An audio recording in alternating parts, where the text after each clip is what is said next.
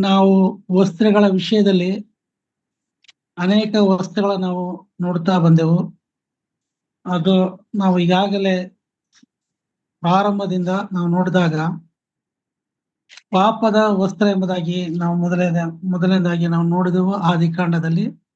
ಅದು ಪಾಪದ ವಸ್ತ್ರ ಯಾವುದಂದ್ರೆ ಅಂಜೂರದ ಎಲೆಗಳನ್ನ ತಮ್ಮ ದೇಹದ ರಕ್ಷಣೆಗಾಗಿ ನಾಚಿಕೆಯನ್ನ ತೋರಿಸಿಕೊಳ್ಳೋದಕ್ಕೋಸ್ಕರ ಆ ಒಂದು ಪಾಪದ ವಸ್ತ್ರವನ್ನ ಅವರು ಧರಿಸಿಕೊಂಡ್ರು. ಮನುಷ್ಯರು ಅಂದ್ರೆ ಆದಿ ತಂದೆ ತಾಯಿಗಳಾದಂತ ಆದಾಮ ಅವಳು ಈ ಒಂದು ಮೊದಲನೆಯ ಈ ವಸ್ತ್ರ ಪಾಪದ ವಸ್ತ್ರ ಎಂಬುದಾಗಿ ನಾವು ನೋಡುವಂತವರಾಗಿದ್ದೇವೆ. ಅನಂತರ ಈ ಪಾಪದ ವಸ್ತ್ರದಿಂದ ಅವರು ನಾಚಿಕೆಯಾಗಿ ಅವರು ಮರೆಮಾಚಿದನ್ನ ಅವಮಾನಿಸ ರೀತಿಯಲ್ಲಿ ಅವರು ತಮ್ಮನ್ನು ತಾವು ಮರೆಮಾಚಿಕೊಂಡದನ್ನ ತಮ್ಮನ್ನ ತಾವು ಏಕಸ್ಥಿತಿಯಲ್ಲಿದ್ದನ್ನ ಅವರು ವ್ಯತ್ಯಾಸ ಭರಿತ ಎಂಬುದಾಗಿ ಒಂದು ಹೆಣ್ಣು ಗಂಡು ಏನೆಂಬುದು ಅವರು ತಮ್ಮನ್ನೇ ತಾನು ಅರಿತುಕೊಂಡ ಮೇಲೆ ಅವರು ನಾಚಿಕೆಯಾಗಿ ಮರೆಯಾಗಿ ದೇವರಿಗೆ ಕಾಣಿಸಿಕೊಳ್ಳ ತಾವು ತಪ್ಪು ಮಾಡಿದ್ದೇವೆ ಎಂಬುದಾಗಿ ಅರಿತಂತವರಾಗಿ ಅವರು ಮರೆಮಾಚುವಂಥದ್ದನ್ನು ನಾವು ನೋಡ್ತೇವೆ. ಆದ್ದರಿಂದ ದೇವರು ಅದನ್ನ ನೋಡಿ ಗಮನಿಸಿ ಶಾಪದ ವಸ್ತ್ರ ಎಂಬುದಾಗಿ ಪ್ರಾಣಿಗಳ ಚರ್ಮವನ್ನ ಅವ್ರಿಗೆ ದೇಹವನ್ನ ಮುಚ್ಚಿಕೊಳ್ಳಿಕ್ಕೋದ ದೇಹವನ್ನ ಮುಚ್ಚಿಕೊಳ್ಳೋದಕ್ಕೋಸ್ಕರ ನಮ್ಮ ತಂದೆಯ ದೇವರು ಮನುಷ್ಯ ಮೇಲೆ ಇಟ್ಟಂತ ಒಂದು ತಪ್ಪು ಮಾಡಿದಾಗ್ಯೂ ಕೂಡ ಅದನ್ನು ಕನಿಕರಿಸಿ ಆ ಪ್ರಾಣಿಗಳ ಚರ್ಮವನ್ನ ಕೊಟ್ಟಿದ್ದನ್ನ ತೊಡಿಸಿದ್ದನ್ನ ಧರಿಸುವುದಕ್ಕೆ ಕೊಟ್ಟಿದ್ದನ್ನ ನಾವು ನೋಡ್ತೇವೆ.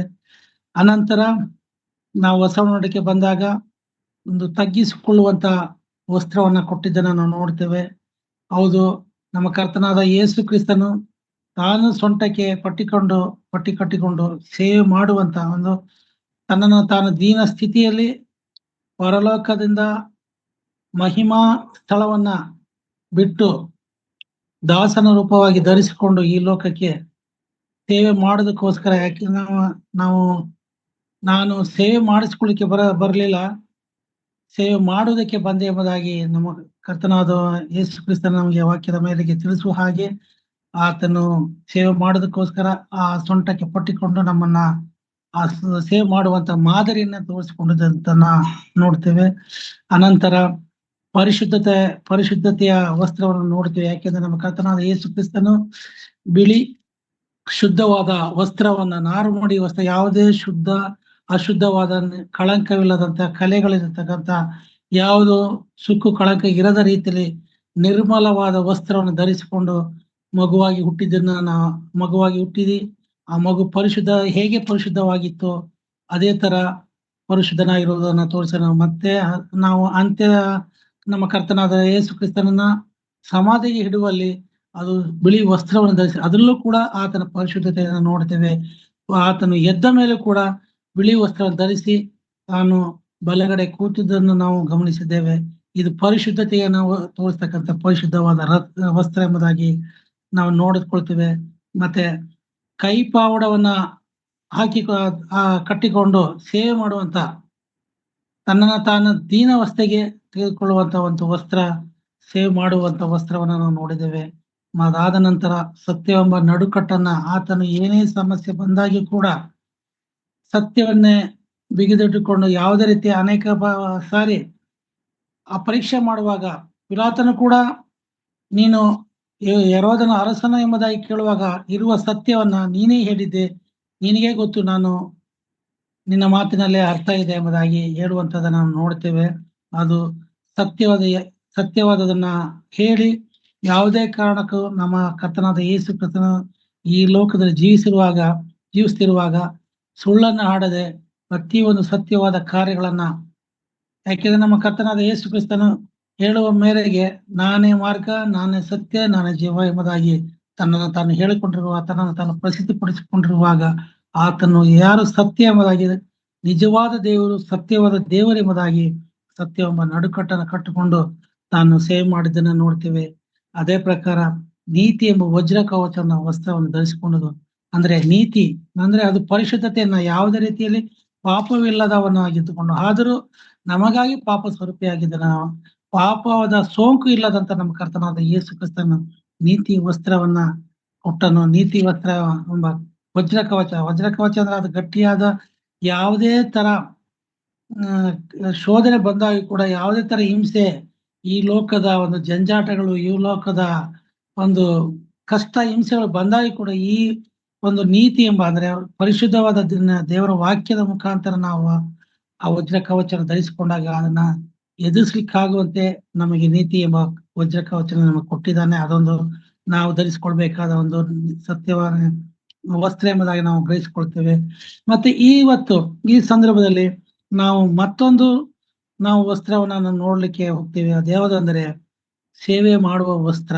ಅದು ಮತ್ತಾಯನ ಬರೆದ ಸುವಾರ್ತೆ 3ನೇ ಅಧ್ಯಾಯ 4ನೇ ವಚನದಲ್ಲಿ ನಾವು ನೋಡ್ತೇವೆ ಹೀಗೆ: ಈ ಯೋಹಾನನಿಗೆ ಒಂಟೆ ಕೂದಲಿನ ಹೊದಿಕೆಯು, ಸೊಂಟದಲ್ಲಿ ತಗುಲಿನ ನಡುಕಟ್ಟು ಇದ್ದವು. ಅವನಿಗೆ ಮಿಡಿತೆ ಮತ್ತು ಕಾಡು ಜೇನು ಆಹಾರವಾಗಿದ್ದವು. ಇಲ್ಲಿ ನಮ್ಮ ಕರ್ತನಾದ ಯೇಸು ಕ್ರಿಸ್ತನು ಬರುವುದನ್ನ ಮುಂತಿಳಿಸುವಂತ ಸ್ನಾನಿಕನಾದ ಯೋಹಾನನು ತನ್ನ ಹೊದಿಕೆ, ತನ್ನ ವಸ್ತ್ರ ಯಾವುದಂತ ನಾವು ನೋಡ್ಬೇಕಾದ್ರೆ, ಸೊಂಟದಲ್ಲಿ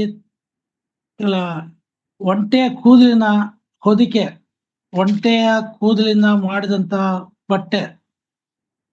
ಅದು ಆ ಒಂದು ಸೇವೆ ಮಾಡುವುದಕ್ಕೆ ಒಂದು ಆತನಿಗೆ ಒಂದು ಸಮರ್ಪಕವಾದ, ಒಂದು ಬೆಚ್ಚಗೆ ಇರುವಂತ, ದೇಹದ ರಕ್ಷಣೆಗೆ ಸಿಗುವಂತ ಈ ಒಂಟೆ ಕೂದಲಿನ ಹೊದಿಕೆಯನ್ನ ತನ್ನ ದೇಹದಲ್ಲಿ ಹಾಕಿಕೊಂಡು, ಸೊಂಟಕ್ಕೆ ತೊಗಲಿನ ನಡುಕಟ್ಟು ಇದ್ದವು. ತೊಗಲಿನ ಅಂದ್ರೆ ಕೆಲವೊಂದು ಒರಟಾದ ಗಟ್ಟಿಯಾದ ಪದಾರ್ಥಗಳಿಂದ ಮಾಡಲ್ಪಟ್ಟ ಆ ಒಂದು ನಡುಕಟ್ಟನ್ನ ಕಟ್ಟಿಕೊಂಡು, ಬೇರೆ ಯಾವ ವಸ್ತ್ರವಿಲ್ಲ, ಅದು ಕಾಡಿನಲ್ಲಿ ವಾಸ ಮಾಡ್ತಕ್ಕಂಥ ಒಂದು ವಸ್ತ್ರವಾಗಿತ್ತು. ಕಾಡಿನಲ್ಲಿ ತನ್ನ ಜೀವಿಸ್ಬೇಕಾದ್ರೆ ಈಗಿನ ಪರಿಸ್ಥಿತಿಯಲ್ಲಿ ಒಳ್ಳೆ ರೈಮಂಡ್ಸ್ ಬಟ್ಟೆಗಳಂತೂ ಇರಲಿಲ್ಲ. ಆಗಿನ ಕಾಲದಲ್ಲಿ ಪ್ರಾಣಿಗಳ ಚರ್ಮ, ಗಿಡಗಳಿಂದ ತಯಾರು ಮಾಡಿದಂತ ಆ ಒಂದು ವಸ್ತ್ರಗಳನ್ನ ತಾವು ಧರಿಸಿಕೊಂಡವರಾಗಿ ಸೇವೆ ಮಾಡುವಂತದನ್ನ ನಾವು ನೋಡ್ತೇವೆ. ಇದು ನಮ್ಮ ಕರ್ತನಾದ ಯೇಸು ಕ್ರಿಸ್ತನು ಈ ಲೋಕಕ್ಕೆ ಬರುವಂತದನ್ನ ತಾನು ಪಡಿಸ್ತಕ್ಕಂಥದನ್ನ ನಾವು ಯೋಹಾನನು ತನ್ನ ಸೇವೆಯನ್ನ ಮಾಡಿದದನ್ನ ನಾವು ನೋಡುತ್ತೇವೆ.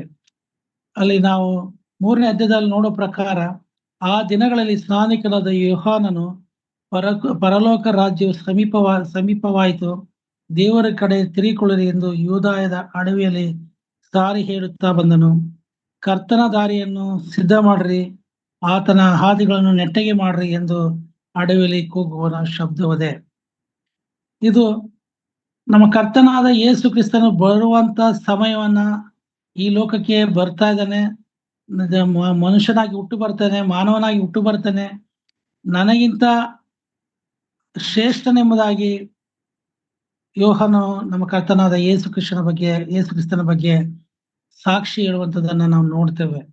ಇದು ತಂದೆಯ ದೇವರ ರಾಜ್ಯಕ್ಕಾಗಿ, ದೇವರ ರಾಜ್ಯ ಕಡೆಗೆ ನಾವು ಪಾಪಿಗಳಾಗಿರತಕ್ಕ ಮಾನವರು ದೇವರ ವಿಷಯಕ್ಕೆ, ದೇವರ ರಾಜ್ಯಕ್ಕೆ, ದೇವರ ಕಡೆಗೆ ತಿರುಗಿಕೊಳ್ಳಿ, ಪಶ್ಚಾತ್ತಾಪದಿಂದ ಅವರು ಮನ ತಿರುಗಿಸಿ ನಮಗ ದೇವರ ಒಂದು ಮಹಾತಿಶಯಕ್ಕೆ ಒಳಗಾಗಲಿ ಎಂಬುದಾಗಿ ಆತನು ಮಾಡುವಂತ ಸೇವೆ ಆಗಿತ್ತು.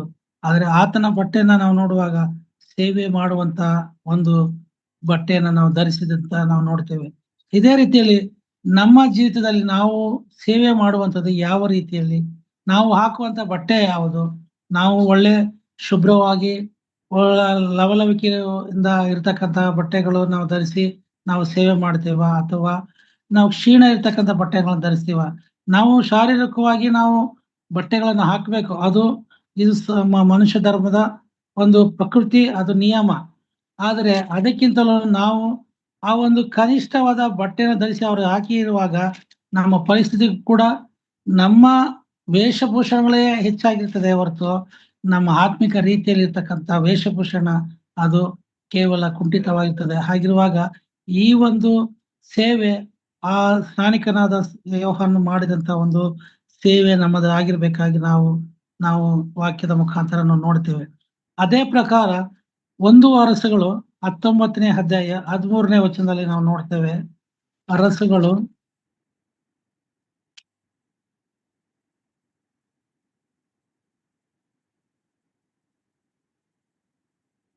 ಒಂದು ಅರಸುಗಳು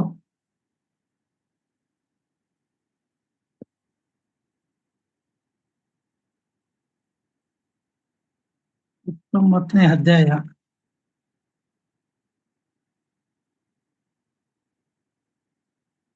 13ನೇ ವಚನ.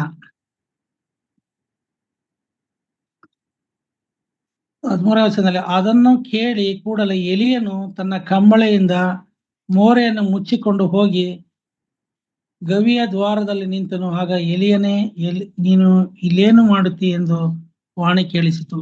ಇಲ್ಲೊಂದು ರೀತಿಯ ಒಂದು ವಸ್ತ್ರವನ್ನು ನಾವು ನೋಡ್ತೇವೆ.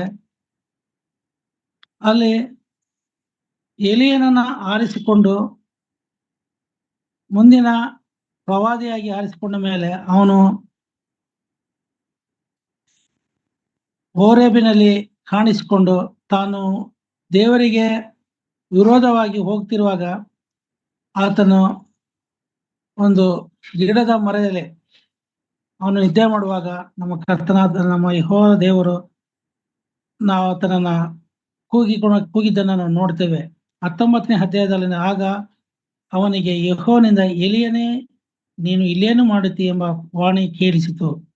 ಯಾಕೆಂದ್ರೆ ಅವನು ವಿರೋಧವಾಗಿ ದೇವರ ಒಂದು ಅಪ್ಪಣೆನ ತಿರಸ್ಕರಿಸಿ ಅವನು ನನ್ನನ್ನ ಈ ಒಂದು ಸಂಕಷ್ಟದಿಂದ ಬಿಡಿಸಿ ನನ್ನನ್ನ ಮರಣಕ್ಕೆ ಒಪ್ಪಿಸಿಕೊಟ್ರೆ ಸಾಕು ಎಂಬುದಾಗಿ ತನ್ನ ಜೀವಿತವನ್ನ ಅಂತ್ಯ ಮಾಡಿಕೊಳ್ಳುವಂತ ಪರಿಸ್ಥಿತಿಯನ್ನ ತೆಗೆದುಕೊಂಡು ಒಂದು ಜಾಲಿ ಮರದ ಗಿಡದಲ್ಲಿ ಅವನು ಕೂತುಕೊಂಡು ತನ್ನ ಮರಣವನ್ನು ಅಪೇಕ್ಷಿಸಿದನ್ನ, ಯಾಕೆಂದ್ರೆ ನಮ್ಮ ದೇವರ ಸೇವೆಯನ್ನ ಮಾಡಲಿಕ್ಕೆ ಎಲಿಯನನ್ನ ಆರಿಸಿಕೊಂಡು ಅವನು ಸೇವೆ ಮಾಡಬೇಕು ಎಂಬುದಾಗಿ ದೇವರ ಉದ್ದೇಶವಾಗಿದ್ದರೂ ಕೂಡ ಮಾನವನಾದ ಎಲಿಯನು ಈ ಮಾನವನ ಒಂದು ಸ್ಥಿತಿಯಿಂದ, ಮನುಷ್ಯನ ಒಂದು ಸ್ಥಿತಿಯಿಂದ ತಾನು ದೇವರ ಕಡೆಯಿಂದ ಹಿಂಜಾರಿ ಹೋಗುವಂತದ ಪರಿಸ್ಥಿತಿಯನ್ನು ನಾವು ನೋಡ್ತೇವೆ. ಆ ಸಂದರ್ಭದಲ್ಲಿ ಒಂದು ಜಾಲಿ ಗಿಡದ ಮರದ ಬಳಿಯಲ್ಲಿ ಅವನು ಕೂತುಕೊಂಡಿರುವಾಗ ನಮ್ಮ ಕರ್ತನಾದ ನಮ್ಮ ತಂದೆಯಾದ ದೇವರು ಆತನನ್ನ ಕೂಗಿದ್ದನ್ನ ನಾವು ನೋಡ್ತೇವೆ. ಆ ಸಂದರ್ಭದಲ್ಲಿ ಆ ಶಬ್ದದಿಂದ ಅವನು ಒಂದು ಕಂಬಳಿಯಿಂದ ತನ್ನ ಮುಖವನ್ನ ಮುಚ್ಚಿಕೊಳ್ಳುವಂಥದ್ದು, ಅಂದ್ರೆ ತಾನು ಮಾಡಿದಂತ ತಪ್ಪನ್ನ ತಿಳ್ಕೊಂಡವನಾಗಿ ನಾನು ದೇವರಿಗೆ ವಿರೋಧವಾಗಿ ಹೋಗ್ತಾ ಇದ್ದೇನೆ, ದೇವರ ಮಾತನ್ನ ಕೇಳಿದೆ ಅವಿಧೇಯನಾಗಿದ್ದೇನೆ ಎಂಬುದಾಗಿ ಅವನಿಗೆ ಅರಿತಂತವನಾಗಿ ಒಂದು ಕಂಬಳಿಯನ್ನ ಮುಖಕ್ಕೆ ಮುಚ್ಚಿಕೊಳ್ಳುವಂತ ಒಂದು ಪರಿಸ್ಥಿತಿಯನ್ನು ನಾವು ಇಲ್ಲಿ ನೋಡ್ತೇವೆ.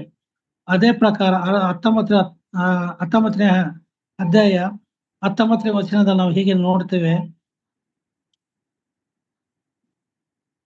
ಎಲಿಯನು ಅಲ್ಲಿಂದ ಹೊರಟು ಹೋಗಿ ಶಾಪಾಟನ ಮಗನಿಂದ ಎಲೀಷನನ್ನು ಕಂಡನು. ಅವನು ಹೊಲವನ್ನು ಉಳುವುದಕ್ಕೆ 12 ಜೋಡಿ ಎತ್ತು ತಂದು 12ನೇ ಜೋಡಿಯಿಂದ ತಾನಾಗಿ ಉಳುತ್ತಿದ್ದನು. ಎಲಿಯನು ಅಲ್ಲಿಂದ ಹಾದು ಹೋಗುವಾಗ ತನ್ನ ಕಂಬಳಿಯನ್ನು ಅವನ ಮೇಲೆ ಹಾಕಿದನು. ಕೂಡಲೇ ಅವನು ಎತ್ತುಗಳನ್ನು ಬಿಟ್ಟು ಓಡುತ್ತಾ ಬಂದು ಎಲಿಯನಿಗೆ, ನನ್ನ ತಂದೆ ತಾಯಿಗಳನ್ನು ಮುದ್ದಿಟ್ಟು ಬರುವುದಕ್ಕೆ ಅಪ್ಪಣೆಯಾಗಲಿ, ಅನಂತರ ನಿನ್ನನ್ನು ಹಿಂಬಾಲಿಸುವನು ಅಂದನು. ಅದಕ್ಕೆ ಎಲಿಯನು, ಹೋಗು, ನಾನು ನಿನಗೆ ಮಾಡಿದ್ದೇನೆ ಎಂದು ಉತ್ತರ ಕೊಟ್ಟನು. ಎಲೀಷನು ಹಿಂದಿರುಗಿ ಹೋಗಿ ತಾನು ಉಳಿತಿದ್ದ 2 ಜೋಡಿಗಳನ್ನು ತೆಗೆದುಕೊಂಡು ಅವುಗಳನ್ನು ವಧಿಸಿ ಮಾಂಸವನ್ನು ರಂಟೆಯ ಕಟ್ಟಿಗೆಯಿಂದ ಬೇಯಿಸಿ ಜನರಿಗೆ ಔತಣ ಮಾಡಿಸಿದನು. ಅನಂತರ ಎದ್ದು ಎಲಿಯನನ್ನು ಹಿಂಬಾಲಿಸಿದನು, ಅವನ ಸೇವಕನಾದನು. ಇಲ್ಲಿ ಎಲೀಷನನ್ನ ನೇಮಿಸಿಕೊಳ್ಳೋದಕ್ಕೋಸ್ಕರ, ತನ್ನ ಸೇವೆಯ ಸಹಾಯಕನಾಗಿ ನೇಮಿಸಿಕೊಳ್ಳೋದಕ್ಕೋಸ್ಕರ ಎಲಿಯನು ಆತನಲ್ಲಿದ್ದ ಕಂಬಳಿ ಎಂಬ ಈ ವಸ್ತ್ರವನ್ನ ಎಲೀಷನ ಮೇಲೆ ಹಾಕುವಂಥದ್ದನ್ನು ನಾವು ನೋಡ್ತೇವೆ. ತನ್ನ ಕಂಬಳಿಯನ್ನು ಅವನ ಮೇಲೆ ಅವನು ಹಾಕಿದನು. ಅಂದ್ರೆ ನಾವು ಒಂದು ಸೇವೆಯನ್ನು ಮಾಡೋದಕ್ಕಾಗಿ ನಾವು ಅನೇಕ ರೀತಿಯಲ್ಲಿ ಒಂದು ವಸ್ತ್ರವನ್ನು ಉಪಯೋಗಿಸ್ತೇವೆ. ಈಗ ರಾಜಮನೆತವರಿಗೆ ಒಂದು ಮುಕುಟವನ್ನ ಅಥವಾ ಶಾಲನ್ನ ಒದಿಸ್ತಕ್ಕಂಥ ಆ ಒಂದು ಅಧಿಕಾರಿಗೆ ಆ ಒಂದು ಕೆಲಸನ ಮಾಡೋದಕ್ಕೋಸ್ಕರ ಒಂದು ವಸ್ತ್ರವನ್ನ ಹಾಕ್ತೇವೆ. ಈಗ ಗೌರವವನ್ನ ತೋರಿಸೋದಕ್ಕೋಸ್ಕರ ಎಷ್ಟೋ ಸಂದರ್ಭಗಳಲ್ಲಿ ದೊಡ್ಡ ದೊಡ್ಡ ಸನ್ಮಾನ ಮಾಡ್ಲಿಕ್ಕೋಸ್ಕರ ಪೇಟವನ್ನ, ಶಾಲನ್ನ, ಅವರಿಗೆ ಉಡುಗೊರೆನ ಕೊಟ್ಟು ಅವರನ್ನ ಸನ್ಮಾನಿಸುವಂಥದ್ದು, ಒಂದು ಗೌರವನ ತೋರಿಸ್ಲಿಕ್ಕೆ, ಅವರಿಗೆ ಮಾನ ಮರ್ಯಾದೆನ ತೋರಿಸೋದಕ್ಕೋಸ್ಕರ, ಒಂದು ಸೇವೆ ಮಾಡೋದಕ್ಕೆ ಈ ಒಂದು ಹಕ್ಕು ಅವರು ಪಡ್ಕೊಂಡಿದ್ದಾರೆ ಎಂಬುದಾಗಿ ಆ ಒಂದು ವಸ್ತ್ರವನ್ನು ತೋರಿಸುವಂಥದ್ದು ಆಗಿರ್ತದೆ. ಹಾಗಿರುವಾಗ ಎಲಿಯನು ತನ್ನಲ್ಲಿರ್ತಕ್ಕಂಥ ಸೇವೆಯ ಒಂದು ಕಂಬಳಿಯನ್ನ ಎಲೀಷನ ಮೇಲೆ ಹಾಕುವಂಥದ್ದನ್ನು ನಾವು ನೋಡ್ತೇವೆ. ಅಲ್ಲಿಂದ ಎಲೀಷನು ಕೂಡ ಆ ಕಂಬಳಿಯನ್ನ ಹಾಕಿಕೊಂಡವನಾಗಿ ಅವನು ಎಲಿಯನ ಜೊತೆಗೆ ಸೇವೆ ಮಾಡುವುದಕ್ಕೆ ಅವನು ಹೊರಟನು. ತನ್ನ ಕುಟುಂಬದವರನ್ನ ಸಂಧಿಸಿ ಅವರಿಗೆ ಮುದ್ದಿಸಿ ತನ್ನ ಕುಟುಂಬದ ಒಂದು ಜವಾಬ್ದಾರಿಯನ್ನ ಬಿಟ್ಟು ತಾನು ದೇವರ ಸೇವೆ ಮಾಡೋದಕ್ಕಾಗಿ ಎಲಿಯನ ಜೊತೆ ಸೇವಕನಾಗಿ ಸೇವೆ ಮಾಡೋದಕ್ಕೋಸ್ಕರ ಆತನ ಸೇವಕನಾದನು.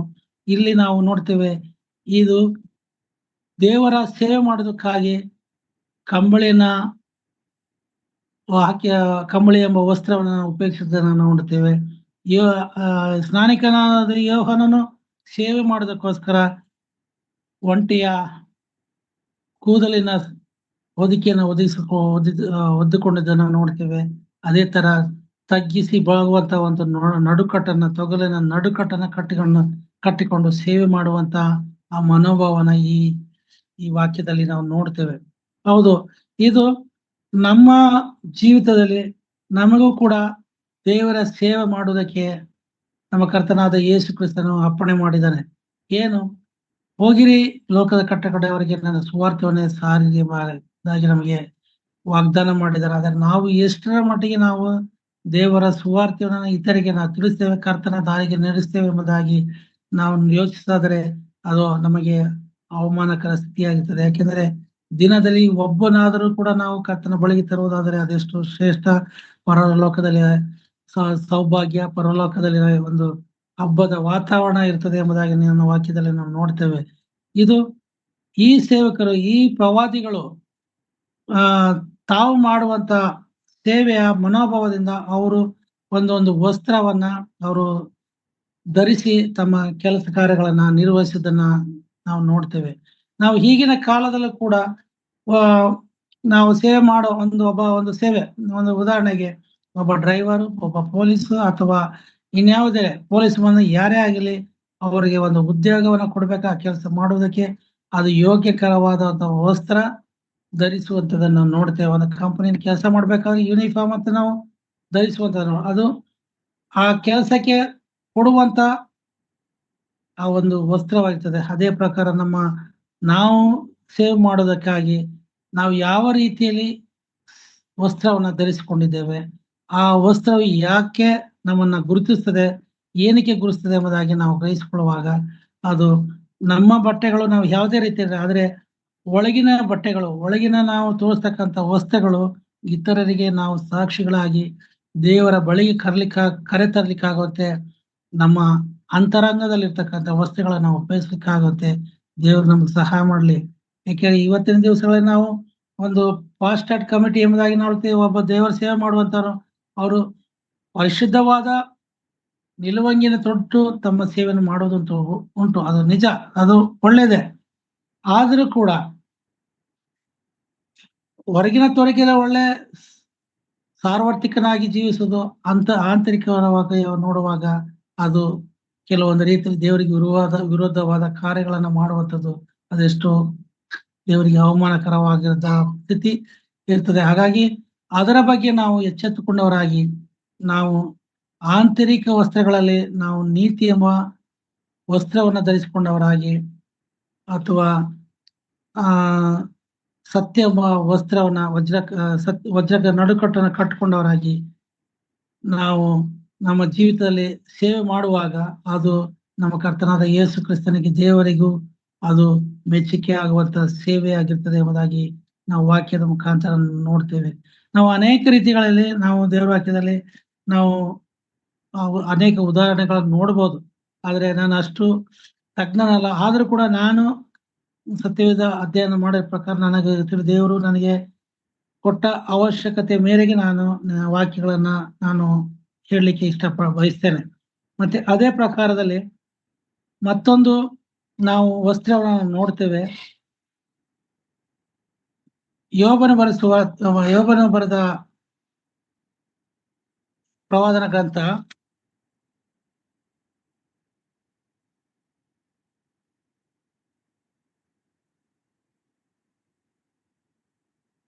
ಯೋಬ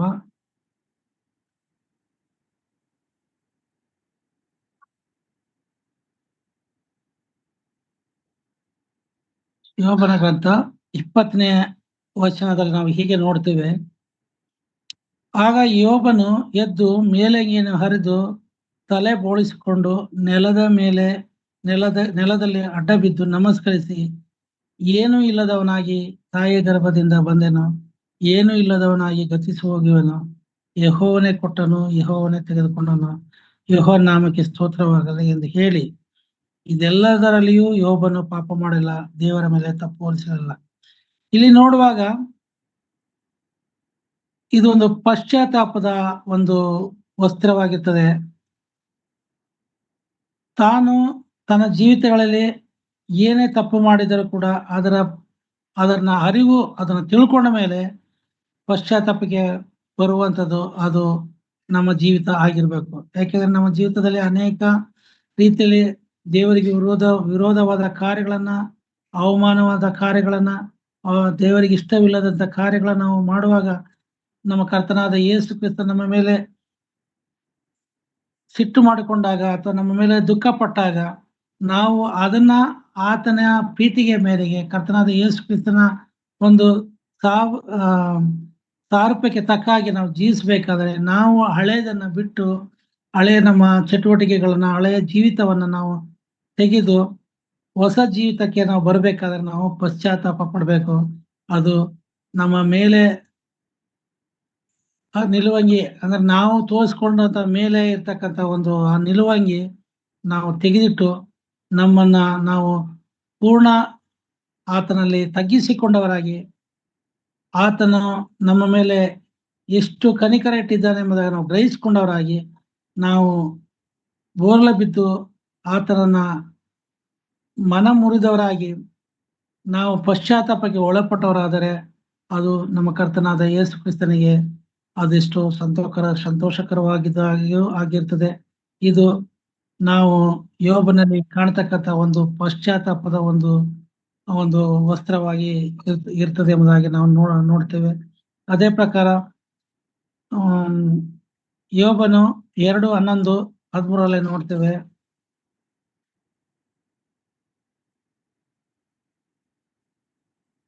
ಮುಂದೆ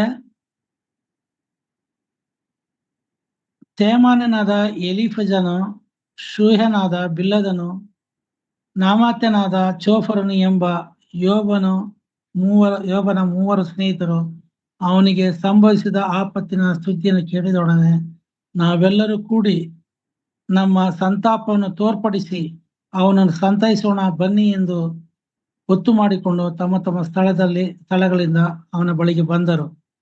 ಅವರು ದೂರದಿಂದ ಕಣ್ಣೆತ್ತಿ ನೋಡಿ ಯೋಬನ ಗುರುತನ್ನು ಹಿಡಿಯಲಾರದೆ ಹೋದ ಕಾರಣ ಗಟ್ಟಿಯಾಗಿ ತಮ್ಮ ತಮ್ಮ ಮೇಲಂಗಿಗಳನ್ನು ಹರಿದುಕೊಂಡು ಮಣ್ಣನ್ನು ಮೇಲಕ್ಕೆ ತೂರಿ ತಮ್ಮ ತಲೆಯ ಮೇಲೆ ಸುರಿಸಿಕೊಂಡು, ಬಳಿಕ ಅವನಿಗೆ ವಿಪರೀತವಾದ ಬಾಧೆ ಎಂದು ತಿಳಿದು 7 ದಿನಗಳವರೆಗೂ ಹಗಲಿರುಳು ನೆಲದ ಮೇಲೆ ಅವನೊಂದಿಗೆ ಕುಳಿತರು. ಅವನ ಸಂಗಡ ಒಬ್ಬರೂ ಮಾತನಾಡದೇ ಇದ್ದರು. ಇಲ್ಲಿ ನೋಡುವಾಗ ಯೋಬನ ಪರಿಸ್ಥಿತಿಯನ್ನ ತನ್ನ ಸ್ನೇಹಿತರು ಕೂಡ ಗಮನಿಸಿ ಅವನು ಇಂಥ ಕನಿಷ್ಠ ಪರಿಸ್ಥಿತಿಯಲ್ಲಿ ಇದ್ದಾನೆ ಎಂಬುದಾಗಿ ಅವರು ಕೂಡ ಪಶ್ಚಾತ್ತಾಪದಲ್ಲಿ ತಮ್ಮ ಮೇಲಂಗಿಯನ್ನ ತೆಗೆದಿಟ್ಟು ಅವರು ತಲೆ ಮೇಲೆ ಮಣ್ಣು ಹಾಕಿಕೊಂಡು ಅವರು ಬೋರ್ಲು ಬಿದ್ದು ಆತ ಯೋಬನಿಗಾಗಿ ನಾವು ಅವರು ಶ್ರಮವನ್ನ, ಹಿಂಸೆಯನ್ನು ಅನುಭವಿಸ್ತಕ್ಕಂಥ ಒಂದು ಸ್ಥಿತಿಯನ್ನ ನಾವು ನೋಡ್ತೇವೆ. ಹೌದು, ಈ ಒಂದು ಪಶ್ಚಾತ್ತಾಪವು ಒಬ್ಬ ಸ್ನೇಹಿತನಿಗೋಸ್ಕರ ತಾನೂ ಕೂಡ ಸ್ನೇಹಿತನ ಒಂದು ಪರಿಸ್ಥಿತಿಯನ್ನು ತಿಳ್ಕೊಂಡಂತ ಸ್ನೇಹಿತರು ಕೂಡ ತಾವು ಅದರಲ್ಲಿ ಭಾಗಿಯಾಗಿದ್ದನ್ನು ನಾವು ನೋಡ್ತೇವೆ.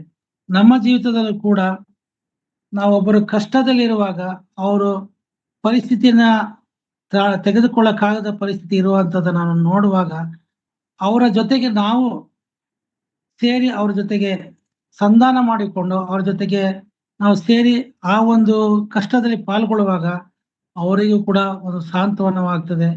ಆ ಸಾಂತ್ವನದಿಂದ ನಮ್ಮ ತಂದೆಯಾದ ದೇವರು, ಕರ್ತನಾದ ಯೇಸು ಕ್ರಿಸ್ತನು ಆ ಸ್ನೇಹಿತರಿಗೆ ಕೊಡತಕ್ಕಂಥ ಪ್ರತಿಫಲ ಕೂಡ ಅದು ಶುಭದಾಯಕವಾಗಿರ್ತದೆ ಎಂಬುದಾಗಿ ನಾವು ನೋಡ್ತೇವೆ. ಯಾಕೆಂದ್ರೆ ಒಬ್ಬ ಕಷ್ಟದಲ್ಲಿರುವಾಗ ನಾವು ಅವನನ್ನ ತೆಗಳುವುದು, ಅವನ್ನ ಅವಮಾನಿಸುವುದು, ಅದರಲ್ಲಿ ನಾವು ಸಂತೋಷ ಪಡುವುದು, ಅದರಲ್ಲಿ ನಾವು ಆ ಸ್ವಇಚ್ಛೆಯಿಂದ ನಾವು ಜೀವಿಸುವುದಕ್ಕಿಂತ ನಾವು ಅವರೊಟ್ಟಿಗೆ ನಾವು ಕಷ್ಟಪಡುವಾಗ ಅದೆಷ್ಟೋ ನಮಗೆ ಸಂತೋಷಭರಿತವಾಗಿರ್ತದೆ. ಅದರಿಂದ ನಮಗೆ ತೃಪ್ತಿ ಇರ್ತದೆ. ನಮ್ಮ ದೇವರಿಗೂ ಕೂಡ ಅದರ ಮುಖಾಂತರ ಅವರಿಗೆ ಪ್ರತಿಫಲ ಕೊಡತಕ್ಕಂತ ನಮ್ಮ ದೇವರು ಆಗಿದ್ದಾನೆ ಎಂಬುದಾಗಿ ನಾವು ಈ ಒಂದು ಪಶ್ಚಾತ್ತಾಪದ ವಸ್ತ್ರವನ್ನ ನಾವು ಧರಿಸಿಕೊಟ್ಟವರಾಗಿ, ನಾವು ಬೇರೆಯವರಿಗೋಸ್ಕರ, ಸ್ನೇಹಿತರಿಗೋಸ್ಕರ, ಇತರರಿಗೋಸ್ಕರ ನಾವು ಅವರ ಕಷ್ಟದಲ್ಲಿ ಭಾಗಿಯಾಗುವುದು ನಮ್ಮ ಕರ್ತವ್ಯವಾಗಿದೆ. ಅದೇ ಪ್ರಕಾರ ಯೆಶಾಯನ ಗ್ರಂಥ 36:22ರಲ್ಲಿ ನಾವು ನೋಡುವಾಗ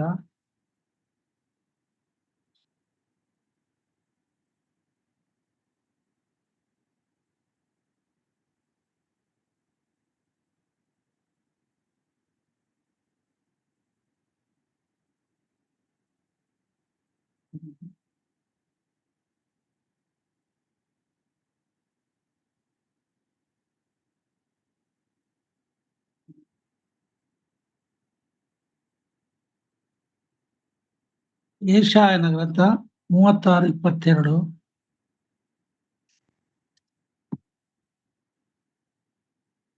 ಇಲ್ಲಿ ಹಿಜ್ಕೀಯನ ಒಂದು ಪರಿಸ್ಥಿತಿಯನ್ನ ನಾವು ನೋಡ್ತೇವೆ. ಹಿಲ್ಕೀಯನ ಮಗನು ರಾಜ ಗೃಹಾಧಿಪತಿಯೂ ಆಗಿದ್ದ ಎಲ್ಯಾಕೀಮ್, ಲೇಖನಾದ ಶೆಬ್ನ, ಆಸಾಫನ ಮಗನು ಮಂತ್ರಿಯೂ ಆಗಿದ್ದ ಯೋವ ಎಂಬವರು ತಮ್ಮ ಬಟ್ಟೆಗಳನ್ನು ಹರಿದುಕೊಂಡು ಅರಸನಾದ ಹಿಜ್ಕೀಯನ ಬಳಿಗೆ ಬಂದು ಅವನಿಗೆ ರಬ್ಷಾಕೆಯ ಮಾತುಗಳನ್ನು ತಿಳಿಸಿದರು. ಇಲ್ಲಿ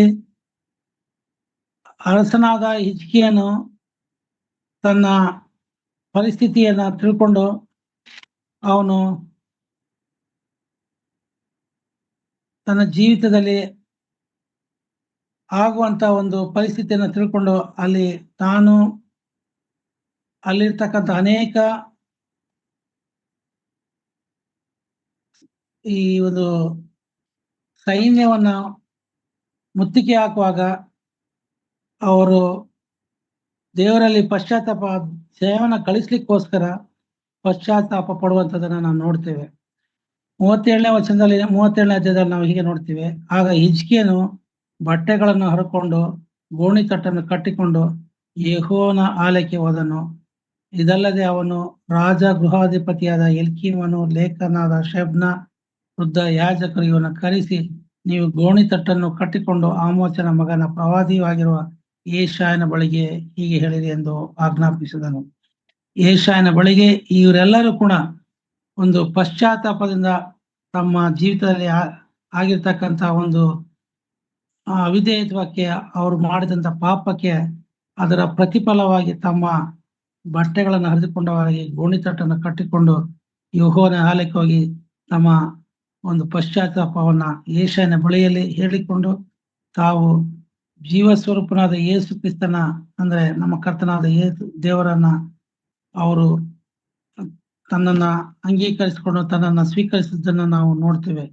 ನಮ್ಮ ಜೀವಿತದಲ್ಲಿ ಕೂಡ ನಾವು ಮಾಡಿದಂತಹ ಪಾಪಗಳಿಂದ, ನಾವು ಜಜ್ಜಿದ ಮನಸ್ಸಿನಿಂದ ನಮ್ಮ ಹೃದಯವನ್ನ ಬಟ್ಟ ಬಯಲಾಗಿ ನಾವು ಕರ್ತನಾದ ಯೇಸು ಕ್ರಿಸ್ತನನ್ನು ಒಪ್ಪಿಸಿಕೊಳ್ಳುವುದಕ್ಕಾಗಿ, ಆತನಿಗೆ ಒಪ್ಪಿಸಿಕೊಳ್ಳೋದಕ್ಕೋಸ್ಕರ ನಾವು ಪಶ್ಚಾತ್ತಾಪದಿಂದ ನಾವು ಬರುವಂತ ಈ ವಸ್ತ್ರವನ್ನ ನಾವು ನಮ್ಮ ಜೀವಿತದಲ್ಲಿ ಧರಿಸಿಕೊಂಡೈತೆ. ಆದರೆ ಅನೇಕ ಕರ್ತನ ಶಾಪಕ್ಕೆ ಒಳಗಾಗದೆ ನಾವು ನಿಶ್ಚಯವಾಗಿ ನಮ್ಮ ದೇವರಲ್ಲಿ, ನಮ್ಮ ಕರ್ತನಾದ ಯೇಸು ಕ್ರಿಸ್ತನಲ್ಲಿ ಸಂತೋಷ ಪಡುವಂಥದ್ದನ್ನ ನಾವು ನೋಡ್ತೇವೆ. ಹೌದು, ನಾವು ಜಜ್ಜಿದ ಮನಸ್ಸು, ನಮ್ಮ ಹೃದಯದಲ್ಲಿ ಪರಿವರ್ತನೆ, ನಮ್ಮ ಪಾಪಗಳನ್ನು ತಿಳ್ಕೊಂಡವರಾಗಿ, ಅರಿತಂತವರಾಗಿ ಅದನ್ನೆಲ್ಲ ಬಿಟ್ಟು ಕರ್ತನಾದ ಯೇಸು ಕ್ರಿಸ್ತನನ್ನು ಹಿಂಬಾಲಿಸುವಾಗ ನಾವು ಈ ಲೋಕದ ಒಂದು ಜೀವಿತದಲ್ಲಿ ನಾವು ಜೀವಿಸುವಾಗ ಅದನ್ನ ಶೋಧನೆಗಳಿಂದ ಅಥವಾ ಇನ್ಯಾವುದೇ ಸೈತನ ತೊಂದರೆಗಳಿಂದ ನಾವು ಎದುರಿಸಲಿಕ್ಕೂ ಕೂಡ ನಮ್ಮ ಕರ್ತನಾದ ಯೇಸು ಕ್ರಿಸ್ತನು ನಮಗೆ ಸಹಾಯ ಮಾಡುವಂತನಾಗಿದೆ. ದೇವರ ಮುಖಾಂತರ ನಾವು ಅದನ್ನು ಪಡಕೊಂಡವರಾಗಿ ನಾವು ನಮ್ಮ ಜೀವಿತದಲ್ಲಿ ಉತ್ತೇಜನ ಹೊಂದವರಾಗಿ ಯೇಸು ಕ್ರಿಸ್ತನನ್ನು ಹಿಂಬಾಲಿಸುವಂತ ನಮ್ಮ ಜೀವಿತವು ಆಗಿರ್ಲಿಕ್ಕಾಗುವಾಗಿ ನಾವು ಕರ್ತನಾದ ಯೇಸು ಕ್ರಿಸ್ತನ ನಾವು ಬೇಡುವಂಥದ್ದು, ಆತನಲ್ಲಿ ನಾವು ಜೀವಿಸುವಂಥದ್ದು, ಯೇಸು ಕ್ರಿಸ್ತನಲ್ಲಿ ನಾವು ಬದುಕುವಂಥದ್ದು ನಮ್ಮ ಜೀವಿತ ನಮ್ಮದಾಗಿರಬೇಕು ಎಂಬುದಾಗಿ ನಾವು ದೇವರ ವಾಕ್ಯದಲ್ಲಿ ನಾವು ನೋಡ್ತೇವೆ. ಹೀಗೆ ನಾವು ಈ ಲೋಕದಲ್ಲಿ ಜೀವಿಸುವಾಗ ನಮ್ಮ ಜೀವಿತಗಳು ಎಂಥದ್ದಾಗಿದೆ? ಸೈತಾನನಲ್ಲಿ ನಾವು ಬಿದ್ದು ಹೋಗಿದ್ದೇವಾ? ಈ ಲೋಕದಲ್ಲಿ ಮಗ್ನರಾಗಿದ್ದೇವಾ? ಈ ಲೋಕದಲ್ಲಿ ನಾವು ಆಶಾಪಾಶಗಳಿಗೆ ಒಳಪಟ್ಟು ಕ್ರಿಸ್ತನನ್ನು ಅರಿಯದ ಒಂದು ಸ್ಥಿತಿಯಲ್ಲಿ ಇದ್ದೇವಾ?